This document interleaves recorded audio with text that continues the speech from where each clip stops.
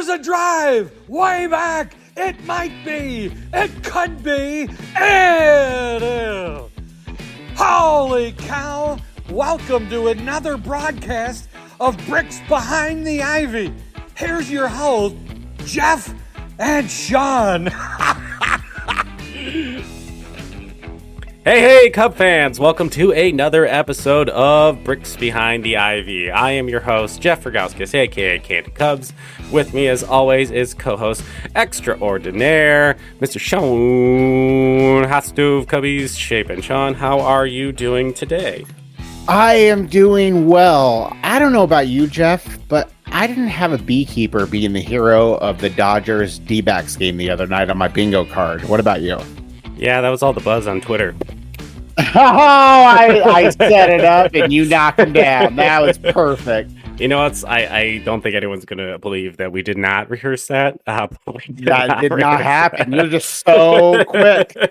We're a little slappy this evening as we've been recording a little bit later than usual. But yeah, just a weird instance in that game. I feel like there's always some weird instances in Major League Baseball games, especially with bug management over the years. Gnats. Sometimes, yes, in Cleveland, sometimes birds exploding in Arizona.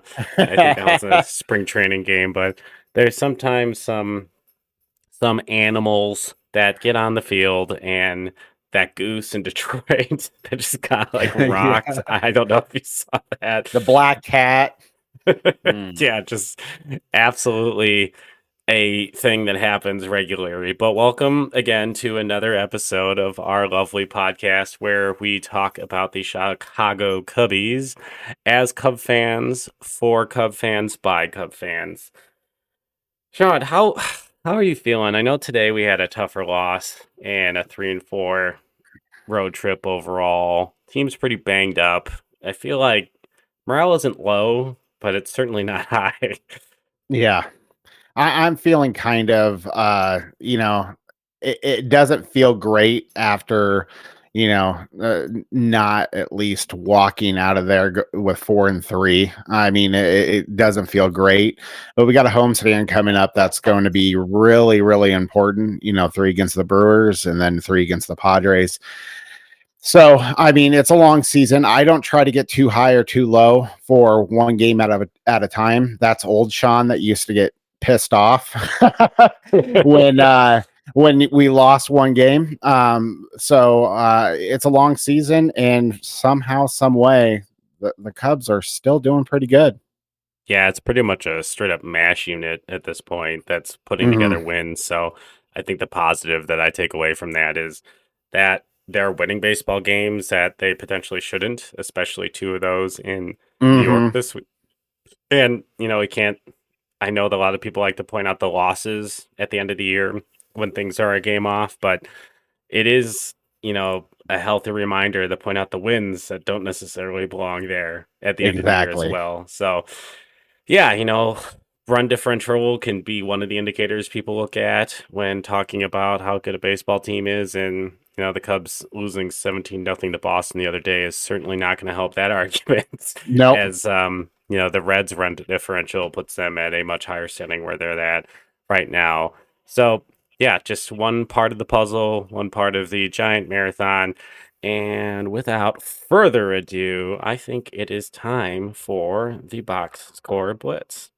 Box Score Blitz? I was wondering. Box Score Blitz? Every time. It's going to happen every time. I figured it would. But yeah. I was giving you an opportunity. I'm setting you up now. See, another not rehearsed natural moment here on the BBTI pod. So let's put time on the fake clock. 3, 2, 1, go. Game 1 Friday went Boston Happ-y. Even Agavis cut a Crawford. I'll stop with the Boston accent. It's going to be really hard to sustain. Cubs score early with PCA and Mash Mervis with RBI singles, but it was the first start of 2 in this week of Showtime Imanaga. Showtime, it's a thing. Patent heading, just kidding. But kind of not kidding. That's going to be our shirt. Don't take our shirt. 6.1 innings pitched, 5 hits, 1 walk, 7 Ks. The dude has a 3% walk rate on the year and a 28% whiff rate. Insane. My lord. He gave up a dinger to red-hot thorn in my side, Tyler O'Neill. And are the Cardinals still Cardinal killers if they're no longer Cardinals anymore? I mean, he was wearing red, the PTSD, but yes. Yeah, the answer is yes. Yeah, I have yes in here as well. Wisdom hit a pinch hit 2 RBI double. Wanted a Wisdom, got a Wiz double. That's okay. Cubs win 7-1 on Friday, Saturday. Yeah, I'm not going to talk about this game. It's a waste of my time. It's a waste of my energy. Cubs lose 17-0. Matt Mervis showed that two-way style when he pitched in this game. 19 balls in play by Red Sox hitters over 95 miles per hour, which makes them hard hit. The Cubs had 7. That's insane. Throw it out, move on. Ben Brown, he has a 71% hard hit rate in this game. He needs a third pitch. He needs it soon. I think he's going to be a really good option for the pen as once some starters get healthy. But, some people are going to argue against me. Let's move on. Game 3, reset button. Everything is fine, just like that fire everywhere. Nope, Wicks has forearm tightness off to the IL. Will it ever freaking stop? Sunday Night Baseball, where baseball is secondary.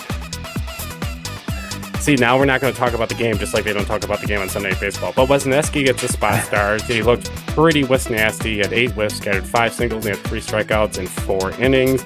But that Hal Cook, 16 whiffs, 9 strikeouts, scattered 4 singles in that game. But the cardiac comeback Cubs, they gave us something to talk about. Talk about bombs. 3-run bomb in the 8th, tied at Ford, but it wasn't meant to be. Tyler freaking O'Neill before Zod. Again. He has a flare between Dansby and Happ, and it wins the game. Cubs lose 5-4 in the bottom of the 9th. You can see in the moment of the tape where my heart breaks. Game 4, which is game 1 versus the Mets. Yeah, first batter of the game, we found Nimmo barrel. It was 1-0. It was very, very annoying. Severino gets the ball. He gets all the way to the 8th inning with a no-hitter. Cubs tie it on a fielder's choice in the 8th after they get their first hit in the 8th, which was a Dansby Swanson single. And then power versus power. Man versus machine. The trumpets versus Morrell. Mr. Smiles. Boom, crushed high fastball like he was waiting for it. Cubs take a 3-1 lead in the 9th. 108.9 off the bat. 402 game-winning happy feet. Nair shuts the door in a very scary fashion. Cubs steal game 3-1. Cubs are 11-0 when they get a starter in 5.1 innings in a game. And Chris Kamka, the legendary stats guy, is the first Cub win after being held hitless through at least 7 innings since May 12, 1992 at the Astrodome. Jimmy Jones started that game for the Astros. Whoever Jimmy Jones is. Sorry, I don't know who Jimmy Jones is. JJ. We'll call him JJ. Game 5, Mets, Assman, Assad versus Sean Manaea. A guy that I thought the Cubs might actually target as some depth this offseason. They did not. Cubs left a small village on the base pass. They were 0 for 7 with runners in scoring positions, left 7 men on base. Assad was effective, wasn't as fast, so he has 1 strikeout, and Alzolay has found the lefty demons again, and they crush him. Uncompetitive cutter in the middle of the plate. DJ Stewart hit it out of Yellowstone Park. Cubs lose 4-2 in this game. Game 6, it was Imanaga versus Butto. Just kidding, Budo. I just want to say Butto. See Sean laugh. No, it's Butto. Had a second start in this stretch. Woo, baby, he was good. Number 5 ceiling, my big bottom. 15 whiffs for Imanaga in this game. Cubs scoring a sac fly by PCA after a nice double from Mr. Mash Merzes. But holy Moses, was this game stressful. And the last play of the game was completely wild. Happ to magical to Amaya, just like we drew it out. Tagged out. Super long review. Refreshing Twitter more than I'm watching the game. Cubs review was upheld call. Not call confirmed. Still another one in this series when 1-0. Game 7 was today. Mr. Ben Brown versus Hauser. He had a no-hitter going until the 5th inning. Things looked good. Another Morrell home run. But it was not meant to be. Cubs blow the lead. Later, blow the game. Lose the game. 7-6 on a 2-run single. Maybe it was rolled a double by Lindor at the end of the game. And that is the Box Score Blitz. Cubs go 3-4 in this stretch this week. Doesn't feel great, but doesn't feel bad either. Just got to get healthy. Right. Great job. Fantastic. That's a much needed drink right there. I'm completely out of breath. I'm like sitting here like a kid with asthma who ran the mile in gym class.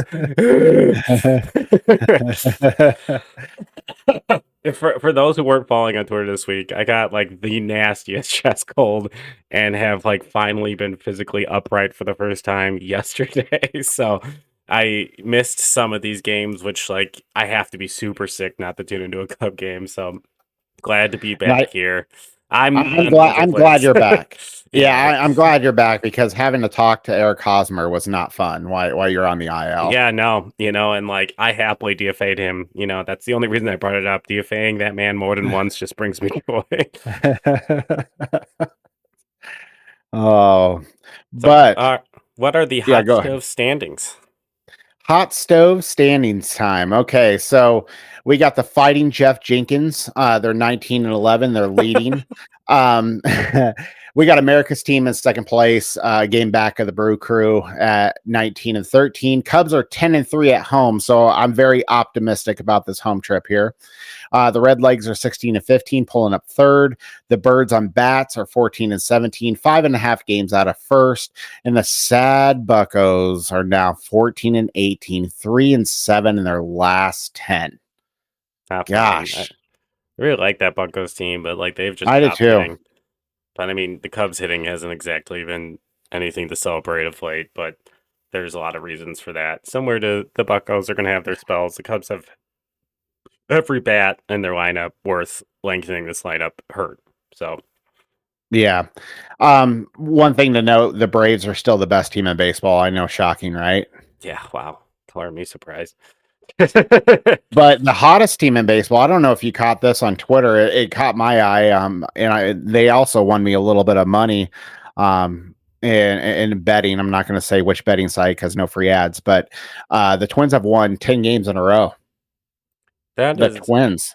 That's nice to see. That I did see they got the White Sox the other day. They did win me some money, and I was yelling at them as they were losing early in the game. I think it was We bet on Wednesday. the same game. Yeah. Oh my god.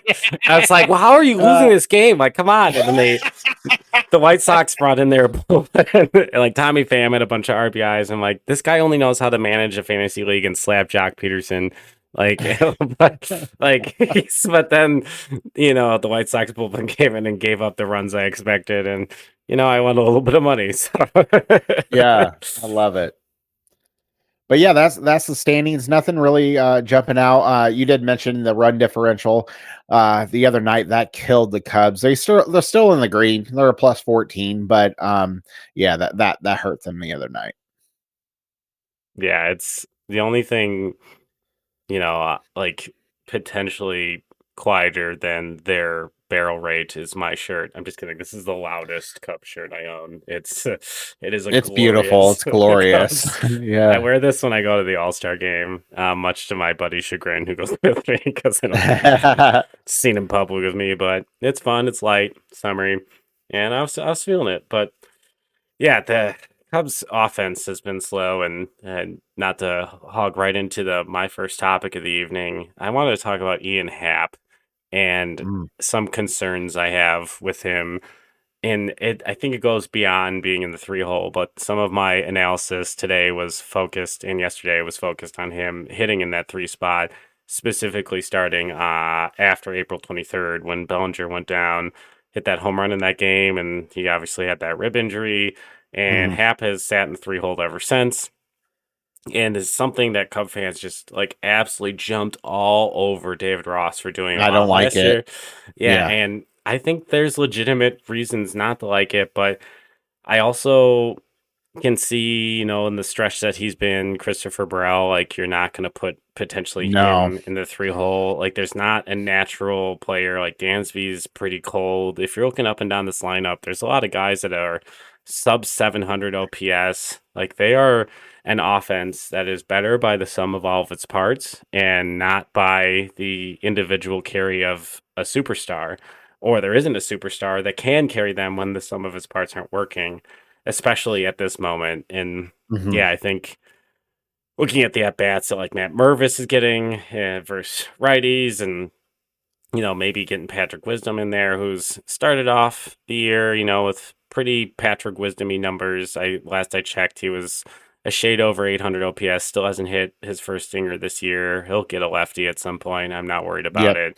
And still like 214 batting average. That's on par to what we'd expect from Patrick Wisdom. But Ian Happ, like he is just along with the Cubs offense disappearing, so is he. Like it's just he still has a 331 on base percentage this year, but the slug which has been something that has waned as that OBP has gone up. Like right Yeah. now, it's just awful. It's under 300. It's around 300, so that puts him at like a 630 OPS, which, like, traditionally speaking, I would say 725 to 750 is average Major League Baseball Yeah. player. And yeah, that's just not going to do it. He's currently sitting at a 95 weighted runs created plus, which means he's 8% below the average. Usually Yep. he's around 14 to 15% for his career. His hard hit rate down 7 points from last year. And like just looking at pitch mix that he's been getting this year, wondering if there's just like a new approach to him. He's seen like just an elevated rate of changeups and sliders, and the fastball rate has dropped. So I don't know if this is something he's not identifying, if this is something pitchers are pitching because his swing rate is up a little bit in this stretch. That's these are things that it's hard to know if like he's just off. I tried to look for some things too to see if like this is a seasonal thing. Like how does Ian Happ start a year? And like, is this, the marriage of a situation, or is this a guy who's been cold? And yeah, it's hard to tell because last year he was so hot in April. Like he had a really, really nice April, but ultimately, like he didn't have like a full spring training this year. He had that hamstring issue that, kind of hindered him, and he had some games where he didn't play where it like kind of popped back up. So I'm definitely wondering on some health. He had 2 walks today. Some of my numbers I want to be clear too do not include the game today. The numbers I pulled are from yesterday and kind of did some digging in preparation for episode. But yeah, in the 3 hole, he has 11% walk rate, which is not horrible, but he's got a 36% strikeout rate. The strikeouts Yeah, are that's not good. ridiculous. Like that's just not something that I necessarily attribute. And it's like it's not a lot of like looking strikeouts, it's like swinging strikeouts. And And it's on the outside part. It's you mentioned pitchers pitching to him. He has a lot of swing and miss. That upper outer part of the zone. It just seems like every at bat he has one of those where it's above the belt on the outer part of the zone or way outside, and he's just swinging through it every time, and he's not catching up to it. yeah, and he's 5 for 38 since Belly's gone out. Like Mm, that's not good. That's no. and especially when you're talking about this guy is getting extra at bats in a game because of where he's batting. He's batting in a spot that, right now behind Nico and Talkman, which like, Talkman is in, the top of the league when it comes to like what he's providing on base percentage wise. And Yeah. Nico's been pretty hot. Like this is the guy that's potentially coming on and just killing rallies. It's not something they need in that spot. But like if he's not right, this team right now isn't right. So like it's not really easy to point fingers at him.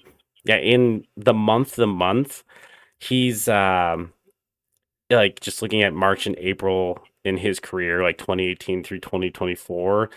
Hmm. Like his average is usually around like 14% walk rate, and he had a lot of strikeouts early in his career, especially 2018 and 2021. 2020 is Yeah. always like obviously is not going to be in there because there was no baseball at that time. But yeah, last year and 2022 and 2023, he was 21%, 23 and 23 and 19%. 2022 in strikeout rate. Right now, he's creeping ever closer to 25%.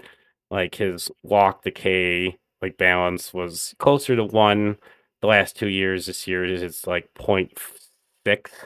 So he's striking out. The average is at 216. Last 2 years is on base percentage. He wasn't hitting the ball like at times early last year, but his on base percentage was in the 400s.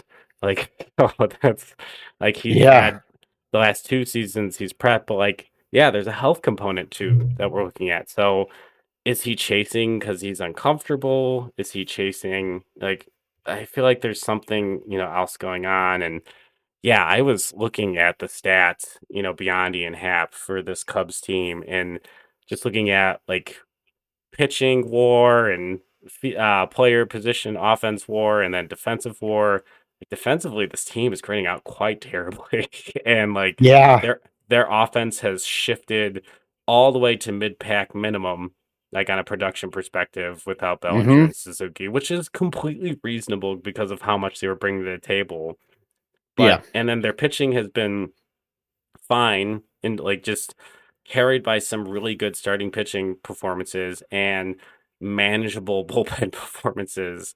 And yeah, I don't know how long you can expect to win games in this formula, but also they are winning games in a very tough stretch with this formula. Yeah. Like it seems Don't like steal my thunder. Don't steal my yeah, thunder. seems like they're only going to get healthier. So hopefully this is just a blip in the radar. But yeah, I don't know if he just needs like a day to reset or maybe in versus the next lefty, sit him. The 2 walks obviously being kind of encouraging. And, Happy is glad that it's now May or maybe yesterday. It's going to be May. Because he has a career 120 WRC plus in May. So Yes. usually he heats up as it heats up. Got some home games at Wrigley. But yeah, definitely concerned with, the dramatic shift in the pitch mix and something that maybe major league pitchers are seeing and how to attack him. Yeah, I just want to quote some numbers here before I just kind of leave that so vague. Yeah, his fastball percentage last year was about 48.5. This year's down to 46.7. When the slider was at 14%, it's up to 17. His Mm. cutter, he's not seeing cutters really at all. And I don't know if this is a function of, not seeing a ton of pitchers with cutters, but Yeah, I think that's a huge part of it because cutters in general are down, and that yeah. what is it that splitters are up tremendously is what I saw on Yeah, X. which is interesting because his splitter rate has gone from 2 to 6%. So like Yeah, so there you that's go. yeah, exactly. And the changeup rate has gone from 16.3 to 20%. Like so that's Wow, like that's a big increase too. yeah, Sheesh. so sliders and changeups. Maybe it's the classification, like obviously less cutters, but like it's that those pitches obviously have moved to the splitters. We're in the splitter movement. Mhm. But the volume of sliders and changeups is definitely something of note. He's like outside the zone, swing rates and stuff are pretty normal, but he's not hitting sliders or changeups right now, and he's seeing less fastballs because of it. Yeah, I think that's going to be something I'm going to watch over the homestand because I want to look for that now. It gives me something to look at in his at bats. Because stats only tell part of the story. Actually, seeing it with your eyes is going to be telling because I think it was today or it was yesterday when he had first of all, he had a fastball that he took, and then the very next pitch he swung through, and it was on way off the plate. And I'm pretty sure that was a slider. So it's going to give me something to watch. I know that. Yeah, I think the eye test has been pretty poor. Like, yeah, Hmm. I don't know. Like the pitch selection, especially in 2-strike counts, like the swing selection has been awful. The strikeout rate is something that I started flagging on Twitter about a week ago, and that's kind of where I Yeah. got the idea that they like, yeah, 36% is really high. That's getting to the rate of like we sent Mr. Ian back to AAA and like he Yeah. reinvented himself levels. Like that's not going to happen. He's going to sort through No. this, Yep. and he's And he's earned that. So yeah, and I looked at too. Like he's just been phenomenally consistent since he's come back to the majors after that stint. Like hmm. his runs created plus, all those things are like so even first and second half. It's unbelievable. Like there's just so like Yeah. he's kind of like a steady Eddie. But yeah, he doesn't have the role, in this lineup. He was the leadoff hitter and he was taking pitches and but yeah, the hard hit rate too is something that's really low. Like he's not getting behind the ball, which obviously that's going to lead to slug. Like his Hmm. like fly ball to home run rate is like embarrassing compared to his careers. But like he's swinging and miss a lot. But like he's just not getting great contact. Has not been getting great contact a good chunk of this year, and now he's also not walking. So yeah, I don't know what the solution is. He just needs to go to Great American Ballpark and get things right. Yeah, that's true. We'll call our friend Andy and see if they play the Reds, I believe, for the first time at Wrigley the last week of May and the first few days of June, and There then we go. I think shortly after that we go to JBP and we'll get those numbers. Yeah, let's get those numbers back up. You got to raise those numbers. You got to get them back up.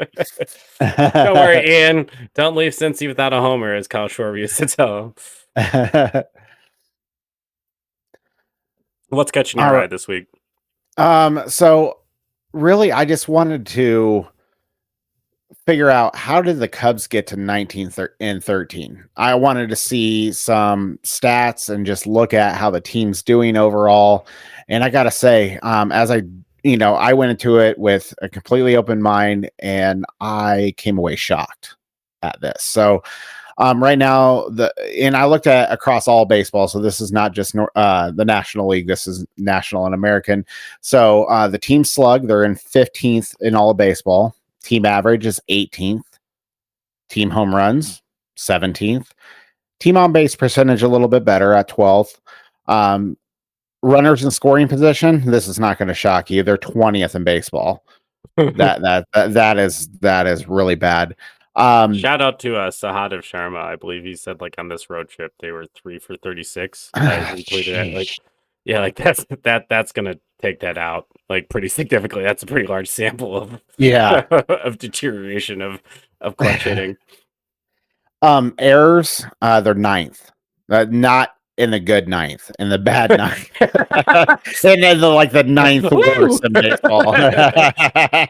Top 10.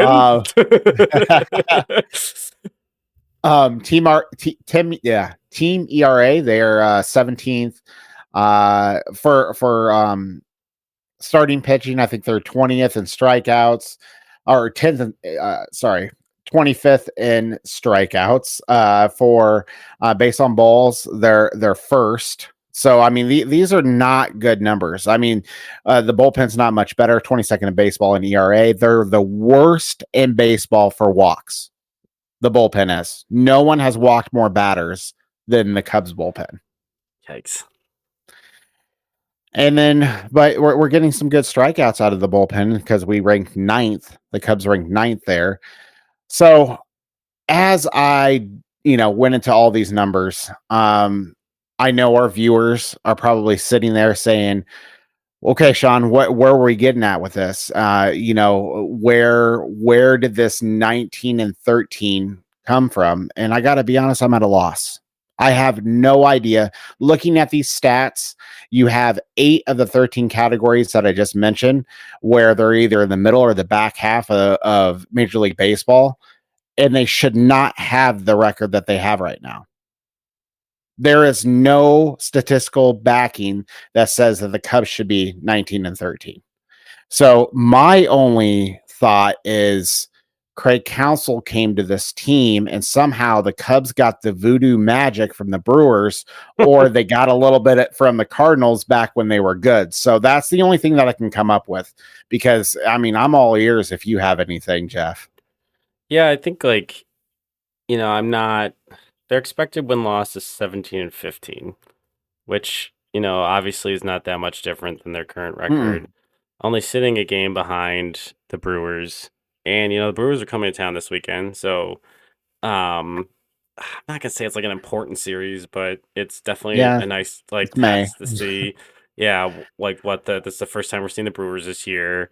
And we'll get into the series preview in a minute and matchups and such. But yeah, I think that there are stretches of the schedule that explain why they're mid-pack, because they had some hot stretches versus Colorado that really got them going and had some nice offensive output at points in games versus Arizona, and came home and had some nice offensive games versus the Astros, beating teams that have not been world beaters thus far. And they have really gotten some of late, while patchworking a rotation. They've gotten some great performances from Michael Cerami. Brought this up. People are where's the depth? Where's the depth? And our rotation right now is technically is the depth. Our 1 is our penciled 3. Our 2 is our penciled 2, and then our one might finally start this week in Chicago. He worked out today in Iowa. Justin Steele had his rehab start the other day. There's some changeups. Setup Man Pod, shout out to that pod, had mentioned that there was some changeup usage in that start, which I Yeah, thought was interesting to see that, that he might be working on another pitch while he was on rehab. Like, great use of his time. We'll be I interested to see if love that that. translates into games. But yeah, I think if you look at like what Tyone has done since he's been back, and like he's been super effective. If you look at what Shota has done this whole season, like it's almost like we could almost call Shota Miyanaga starts this year win day. Like that he's been the win Yeah, day guy for the Cubs. He's been that good. Like 0.75 ERA, or I think it's 0.79 going into May. Like that's a that really is good month. insane. That's And not a small sample size anymore. no, I mean, I saw someone comment, and someone that I follow regularly that's worked for WBBM. It was a baseball pundit that said, like people are talking about Yoshiniba Yamamoto, and how he's been good, but like not mhm. amazing, not the price tag, and that likely, Shota is pitching, well beyond expectations in some capacity and is still a very good player. And it is still fair to say that we definitely have not seen the best of Yamamoto yet, but also fair at the same time to say that there is not a 257 some $1 million difference in the No, type of there's players they are. And like that's like to me is such a great way of phrasing it of yeah, it's not discounting Yamamoto in any capacity. He's younger. He's gonna be a very good pitcher. He's got really good stuff. And if he stays healthy, he's gonna be very good in this game, consistent. But like the evaluation the Cubs had on Imanaga and getting him on the deal he's at, like wasn't incorrect. And like, no, yes, they're completely different types of pitchers, but like the gap and the money they got, holy cow, potential misassessment. And it's like, great for the Cubs. But yeah, I guess like this is a long winded way of saying I kind of understand how they got here. They really beat up on the few times this season they've had opponents that were like, you have to win these types of games. Obviously, there was the split with the Marlins, which I'm going to like write off as, the doubleheader. Just hard to sweep a yeah, doubleheader. If yeah. that It's really hard to do that. So like 204 at home is completely fine with a doubleheader in there. 304 is still like it's kind of challenging, but I'll take the 204. And yeah, Javier Assad has been a revelation too.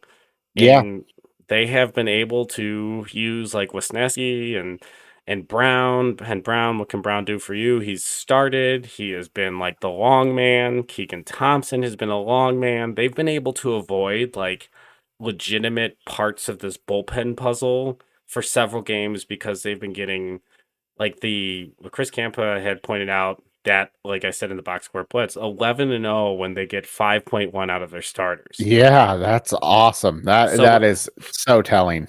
so when they have to cover less than half of the game with their bullpen, they're winning the game 100% of the time. And that stat also, I really meant to mention the Box Score Blitz, moves to 12-0 with that 1-0 win because Shota Imanaga pitched over 5.1. And the game they Yeah. lost with Javier Assad, yeah, crazy stat. He was taken out in the fifth. He only pitched 5 innings. So like Oh, so one out so below, and they lose that game 4-2. So they're 12 and yeah. 0 in games in which they're getting 5.1 innings pitched out of a starting pitcher. That is Wow. such a low bar. And Yeah. it's in like right now, if you like, you don't even have to hold the gun to my head. Like this team does not have a closer. Like Hector No. Neris is not the answer. And I thought, in the ninth inning today, Palencia, I was like, yeah, maybe this guy's the answer. And I saw some people calling on Twitter for Keegan Thompson, like, get 2 innings. And I'm like, well, like, if you need Keegan Thompson to piggyback Wesneski or Brown because you just want to get what you can get out of them, like, that's not an effective use of Keegan Thompson. No, it's And, not. like, but, like, some of these things are going to start solving themselves as Steele gets healthy. I know that I probably am going to get torched on Twitter, but, Kyle Hendricks had a really nice start at Double A today at Tennessee. He did. He struck out No 7. walks. Yeah, no. No I was gonna say walks. no walks, struck out 7, stuff in the zone, and I retweeted like he had a really nice snapped curveball in that game. That was Yeah, I saw that. like Use it. that's like the usage of that pitch is so big for him. And if this is a mechanical thing where he's found the tunneling of the fastball and the changeup, that's what makes him effective. It's when the stuff leaks, like has been leaking. Yeah, great. You got additional movement on your sinker. It's never something you've had. So like maybe those things, maybe I was wrong. And like, yeah, it's not a shoulder health issue. It's more of a, okay, the shoulder's stronger. These things are doing this, but like mechanically, Kyle Hendricks can't be doing that because that's just not how he's effective. Like if there's extra run on a sinker, then there's It's almost like differentiation. he can't handle the added movement. You know, he needs to go back to Correct. old Kyle Hendricks, and he just needs to throw that curveball 3-4 times a game. That's all. Yeah, that's all we're asking, because he became too predictable in a lot of those games, and I like the numbers. I mean, I know it's only Double-A, but yeah, the no walks is what jumped out to me. Here comes a nasty comment. Is everybody ready? If Cade Horton did that, are we having a different conversation? Like, if Cade Horton struck out 7 in 5 innings, like, are you scoffing at Kyle Hendricks? No, you're saying that's a great performance by Cade Horton. Yeah. And on Twitter, I saw it's like, well, it's only Double-A hitters, and that's where he belongs. No, it's two of the same types of one guy who's trying to make the majors and one who's had a very established major league career, went to Double-A, faced players who are trying to reach the major leagues, and shut them down with no walks and 7 strikeouts for 5 innings. It's not different. Yeah. How they do it is very different. One has electric stuff, and the other guy is the most cerebral pitcher left in the game. So, yeah, I just like that.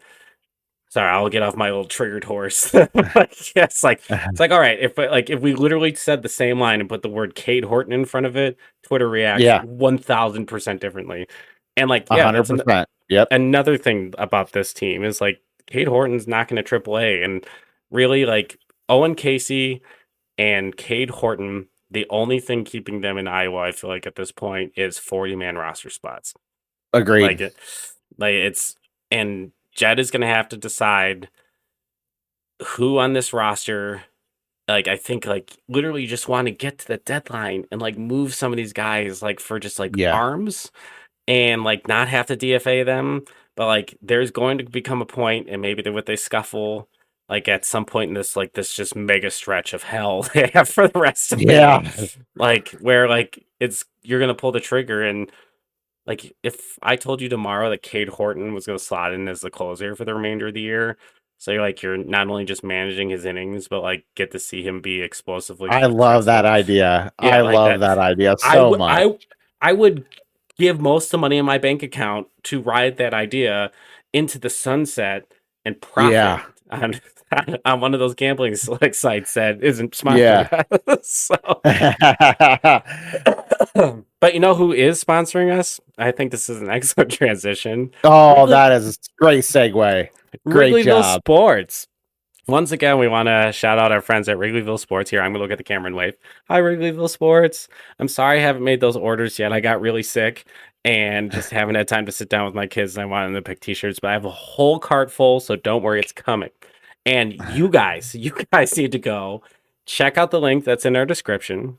Check out the links that are in the link tree on all our social accounts, and go to that link, use code BRICKS10 and get 10% off. And I just saw they have Caleb Williams jerseys. Like, you could love the Cubs and you could be super excited about the next year of the Bears, still get 10% off. Support Bricks Behind the Ivy, support a local business, especially one that is adjacent to the greatest place on the planet, Wrigley Field, Wrigleyville Sports. We love you.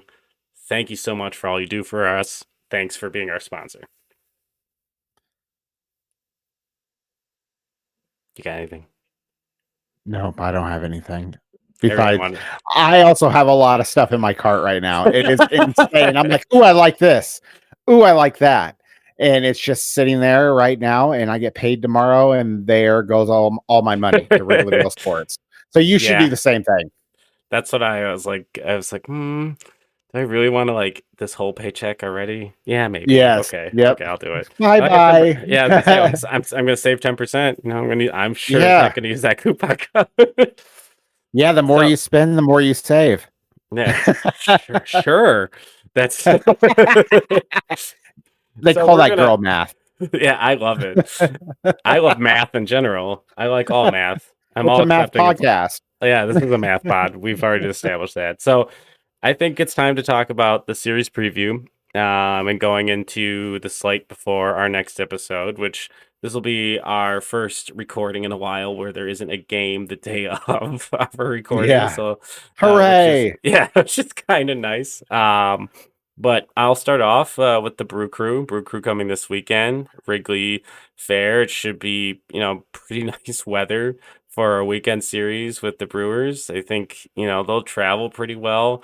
This Brewers team is just, to me, infuriating. And I was just talking about this with friend of the pod, Andy Evans, our red specialist. And it's just us like, when does it end? Like, now I'm starting to question whether or not it was Craig Counsell that brought whatever voodoo magic to their farm system, or like if this is just lingering effects of players that were coming because like the roster hasn't been overhauled since he left, and maybe they have a very solid bench coach. But I just am like, I'm just floored at what that team is, and like looking up and down that lineup, and still not really.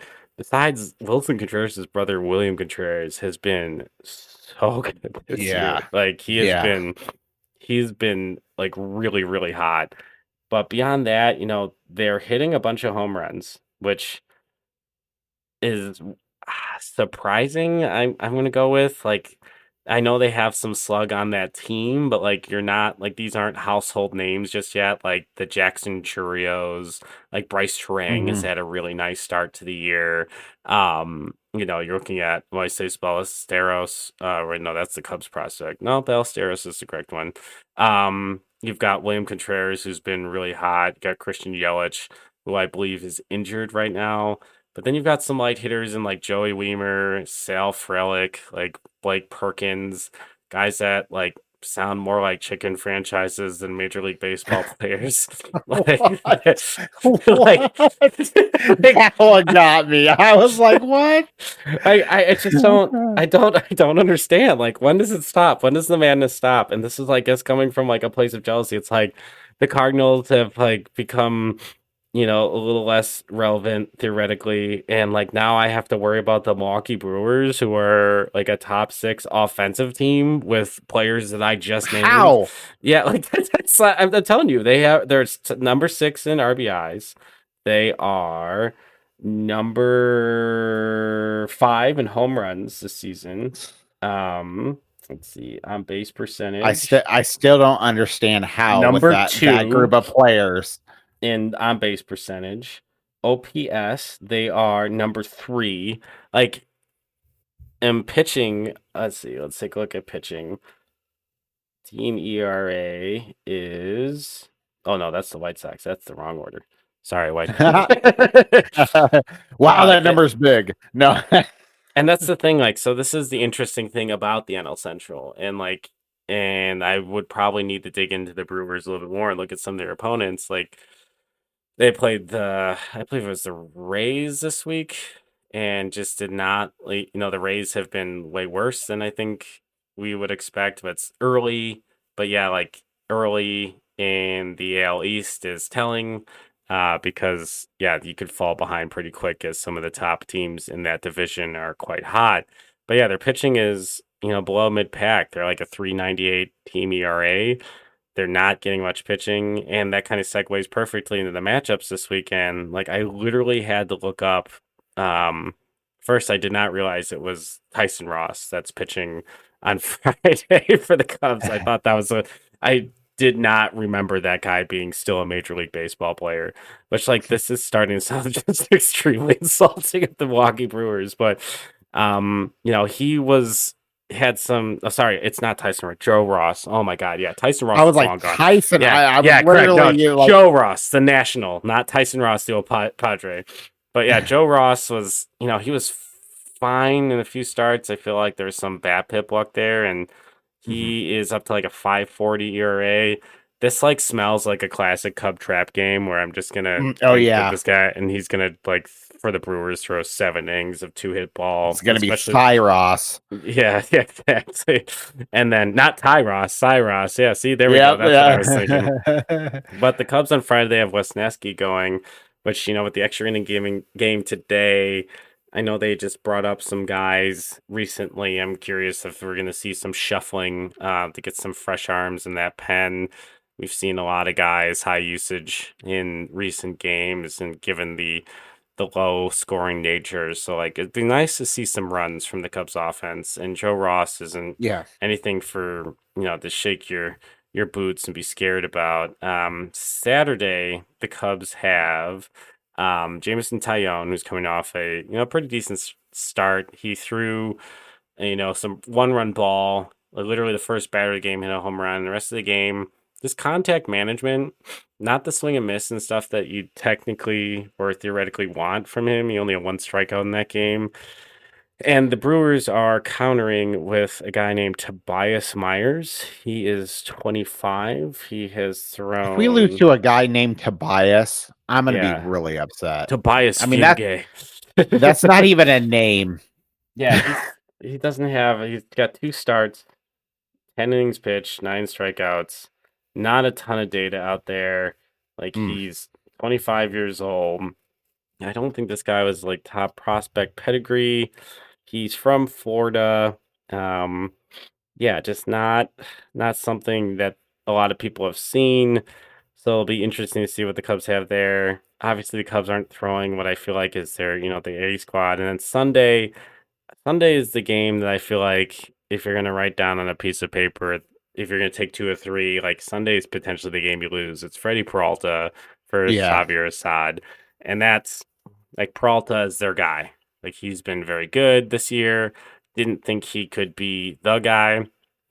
Still only 27 years old, which honestly surprised me because I thought he was closer to Corbin Burns' age, because Corbin Burns is a little bit older than that. But yeah, 27. He's 3-0 this year, 3.21 ERA. He has 45 strikeouts and a .98 whip in 35 innings. He's been pretty good. So Yeah. it'll be interesting. First series, first the Brewers. Old bench coach of Council, some storylines. I think for the second series of the year, we'll have to get our friend back on the pod and talk about it. But I think it'll be interesting to see how this game goes. If there feels like a different Brewers game for the Cubs, or if it feels like the same soup reheated, even with Council under there. I just feel like, as we discussed in the Brewers preview episode, so many references to our past episodes. Makes you, if you're a new listener, want to go back and listen to those. Yeah, just go back. Makes me wonder if, should, I don't know, is it Council that brings this edge? Is it R&D? Is it deployment of specific types of players? Yeah, just really interested to see how that pans out, and if these turn into like low scoring affairs, or if they're something completely different and new. I just don't want to see the hard hit ball right at the guy standing in the weird place for 8 innings and Yeah. like Please don't do let that nothing. happen. But like, obviously, like, they're not deploying the same back end bullpen people. They've got, some flamethrowers back there, but it's not the same feel of like Williams Hader and like you're losing the 6 and the game's over. Like, that's Yeah, exactly. so. Yeah, it'll be interesting as a early measuring stick and an opportunity for the Cubs, like earlier this week, to put their names on top of the standings in May. Yeah. I would absolutely love to see that. I mean, the goal for me for this series is to take 2 of 3, of course. Less than that at home, I'm going to be a little disappointed, especially since I feel like a win is guaranteed against somebody named Tobias. That just seems like the most logical thing that would be a win. So who? What's the series after that? I believe it's the Padres. Yeah, the Padres. So Padres took 2 of 3 on the West Coast trip. Cubs are obviously looking to pay them back at Wrigley. The Padres are playing better away from Petco, which is really strange. They got a better winning percentage there. Probable pitchers. This is going to be really fluid for both teams. Padres had an off day today. Justin Steele, I anticipate, will come back for this series. Just a feeling I have. So what I have down, it's really fluid. Shota Imanaga against Yu Darvish, game 1. That's going to be a lot of fun if that plays out how it's supposed to. Yes. Yeah, that'd be a lot of fun. Justin Steele against Joe Musgrove, and with Wisniewski and Brown against Dylan Cease. So they're throwing out 3 really, really good pitchers. How I see it playing out. A couple of stats. Yu Darvish 1-1 with a 3.45 ERA. Cubs pounced on Yu the last time around for 4 earned runs in 3 innings. One interesting thing, looking up Yu Darvish, 3rd inning is his problem. Batters are hitting 318 in the 3rd and have an 839 OPS. Isn't that insane? That's a random inning. Yeah, just very random. Joe Musgrove 3-3 with a 6.37 ERA. The first inning is his bugaboo. He does not like the first inning. So I'm betting first hit for Nico, maybe a home run for Happ in this one's, because hitters are hitting 417 with a 512 on base percentage and a 1.262 OPS in the first inning against him. Oh, wow. So let's jump all over him there. Yes. And then Dylan Cease is Dylan Cease. 3-2 with a 2.78 ERA. He is 2-0 with a 1.89 ERA and 3 starts away from Petco. The last time around, the Cubs only managed 2 hits against him. So a really tough stretch against the Padres. But the Musgrove one seems pretty good, and Wenday with Shota Imanaga against Yu Darvish, you got to feel good about going 2 of 3 against the Padres. Yeah, it's really interesting. The Cubs have seen the Padres twice and are getting the exact same group in the rotation. Mm-hmm. The Darvish, Musgrove. Yep. They'll be random Padres and have seen 3 of their pitchers. So that's, yeah. And everybody talks about what's the length of that rotation, and what's that was early in the offseason. It's beyond these guys, what are they? Well, we don't know. We don't know. We're not going to know unless they both teams make the playoffs. But another exciting week of Cubs baseball ahead, and another episode of Bricks Behind the Ivy in the books. I think we can let the good people go before reminding them that you need to comment, subscribe. We have a competition or contest on our social media channel, our Twitter page. If you follow our Twitter page and we get to 100, we're giving away 3 jerseys. Those are shirt jerseys of the player of your choice. Can I get one? Sure. Why not? Yes. So please follow the instructions that are there. I'll put them in the video, and you can find them on our Twitter. Also, if we get to 1,000, we're giving away a jersey and Cub tickets. So share, subscribe, comment on our YouTube video. Tell us if you think we're good looking. Don't tell us if we're not, because that'll shatter our dreams to be middle-aged male models, just like But I'm a hand model. Model idiot. But this has been another episode of Bricks Behind the Ivy, a Cubs podcast for Cub fans by Cub fans. We'll see you guys next week. Bye. Well, that's going to do it from here, from Bricks Behind the Ivy. This is Harry Carey. We know you've enjoyed the broadcast and the outcome. Be sure to share, like, and subscribe to this wonderful broadcast that they've done and the podcast going forward. Be sure to also check us out on YouTube and Instagram and whatever else is out there on the airwaves. And we want to thank Jeff and Sean for putting this all together and keeping us all Cub fans entertained with their knowledge. You know, I also love to always say that Jeff's last name spelled backward is Sick as Cigar.